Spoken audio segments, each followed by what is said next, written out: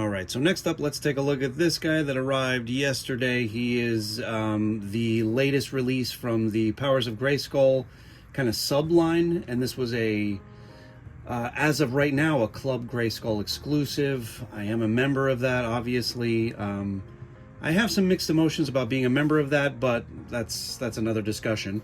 But I picked this guy up simply because I liked the overall aesthetic and the color scheme, which is very, very dark and menacing, but also colorful and kind of fun at the same time. And I really do love the Powers of Grayskull box design and art.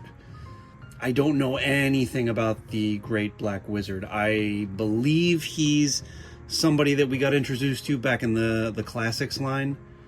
And I know he has something to do with like fleshing out the backstory of Preternia, but that's about it. And that he's obviously a bad guy. He is the evil technomancer sorcerer. That sounds cool. So yeah, let's get him out of here. And here he is out of the packaging, and really is a kind of a satisfying presentation. Let's talk about him. And firstly, if you're interested, the comic that comes with him is Symmetry of Darkness. As I say in a lot of my my videos, I do eventually get around to reading these, but it's never something I jump head first into. Even though with the case of this character, I know so little about him that I might do myself a favor by reading this. Have I also said that while I do enjoy the artwork, these mini comics, this kind of very like Disney-fied style is not something I'm the biggest fan of. Much prefer this kind of art.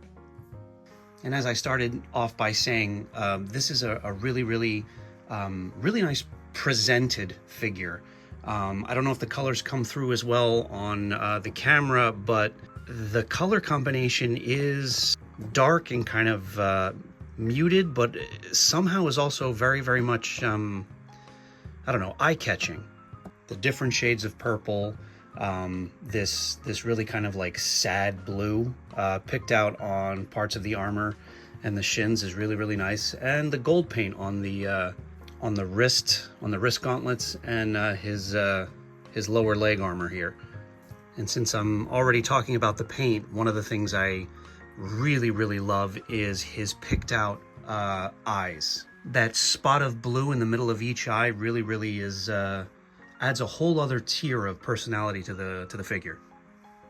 And I'm very appreciative of this because we don't always get it with MOTU Origins figures, but the helmet, which is a really nice design, does come off, as does his cape with the shearling shoulder pads. And there really is a lot of nice, there's a lot of nice thought that was put into his overall design. There's a lot going on, and it's all kind of uniform, and it all fits together to create a really kind of distinct individual character. I'm sure people who know a lot more about like the specific inventory of pieces that Mattel uses to kind of reshuffle things to make new characters. I am not as up to date on that stuff, but to my eye, there's a lot that's on the Great Black Wizard here that is just for him. There's a lot of like original molding I feel put into this guy. Dare I say that Mattel is not phoning things in as much thus far in the end of 2025 and the beginning of 2026 now. You get, besides the helmet and the cape that comes off, you also get this staff, as well as a sword, which is a really nice design.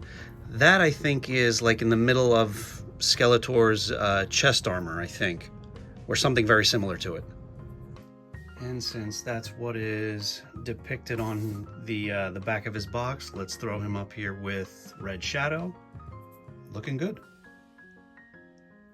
And to make myself feel a little better about my kind of continued allegiance to this line, here are the last 4 Origins figures that I have picked up.